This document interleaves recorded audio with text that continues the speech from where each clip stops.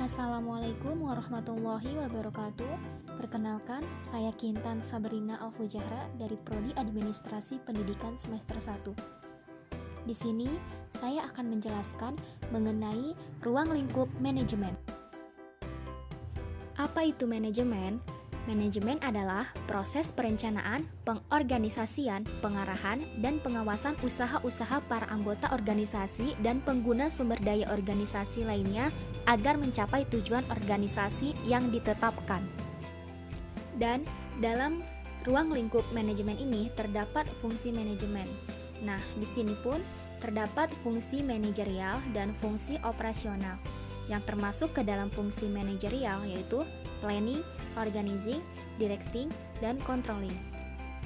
Sedangkan yang termasuk ke dalam fungsi operasional, yang pertama ada pengadaan, kedua pengembangan, ketiga kompensasi, keempat pengintegrasian, kelima pemeliharaan, dan yang keenam yaitu pemberhentian. Sekarang saya akan menyebutkan bagian-bagian dari fungsi manajerial. Dalam fungsi manajerial terdapat planning. Planning yaitu penentuan serangkaian tindakan dan kegiatan untuk mencapai hasil yang diharapkan. Selanjutnya yaitu organizing, yaitu pengelompokan kegiatan untuk mencapai tujuan.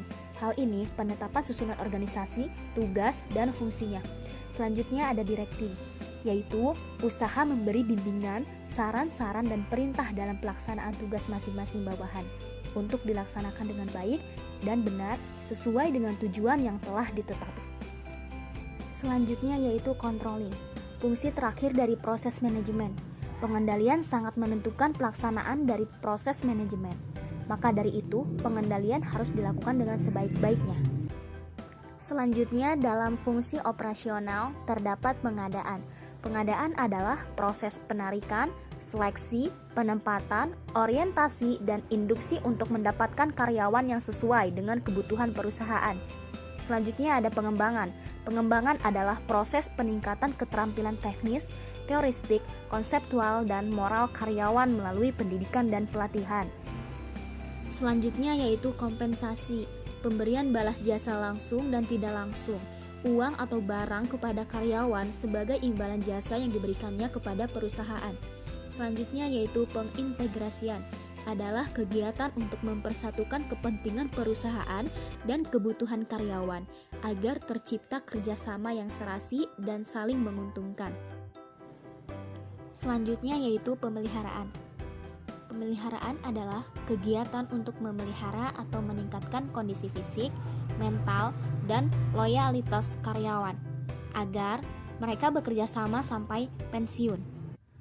Selanjutnya yaitu pemberhentian. Pemberhentian merupakan putusnya hubungan kerja seseorang dari suatu perusahaan. Selanjutnya, variabel-variabel lain yang mempengaruhi keberhasilan organisasi. Organisasi yang baik dan efektif antara lain yaitu 1. Tujuan organisasi itu harus jelas. Kedua, rentan kendali setiap bagian harus berdasarkan volume pekerjaan dan tidak boleh terlalu banyak. Ketiga, tipe organisasi dan strukturnya harus sesuai dengan kebutuhan.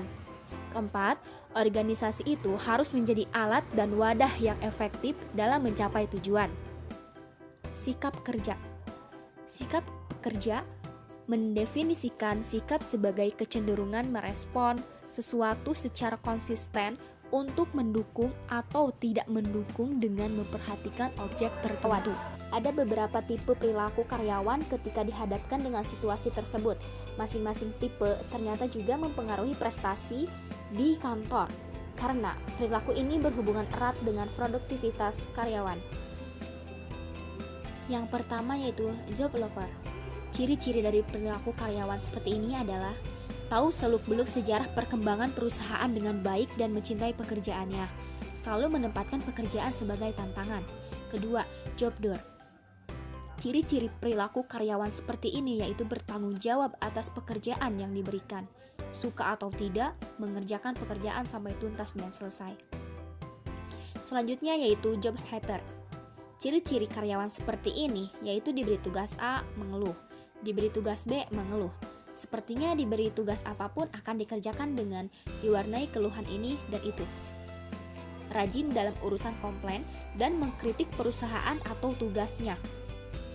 Selanjutnya yaitu job wet. Ciri-ciri ketika diberikan pekerjaan yang terlintas di pikirannya adalah, apa sih yang harus saya lakukan? Jangankan untuk mengeluh, menentukan dari mana harus memulai pekerjaan saja bingung. Jangankan untuk mengerjakan hingga tuntas, pekerjaan yang diberikan mungkin tidak pernah mereka kenal sebelumnya. Perilaku seperti ini biasanya disebabkan karena mereka terpaksa menerima pekerjaan, karena ketika itu hanya di bidang pekerjaan ini yang memberikan kesempatan. Selanjutnya yaitu semangat kerja. Ada 4 aspek yang menunjukkan seseorang mempunyai semangat kerja yang tinggi, yaitu kegairahan, kekuatan untuk melawan frustasi, kualitas untuk bertahan, semangat kelompok. Kurang dan lebihnya mohon dimaafkan. Wassalamualaikum warahmatullahi wabarakatuh.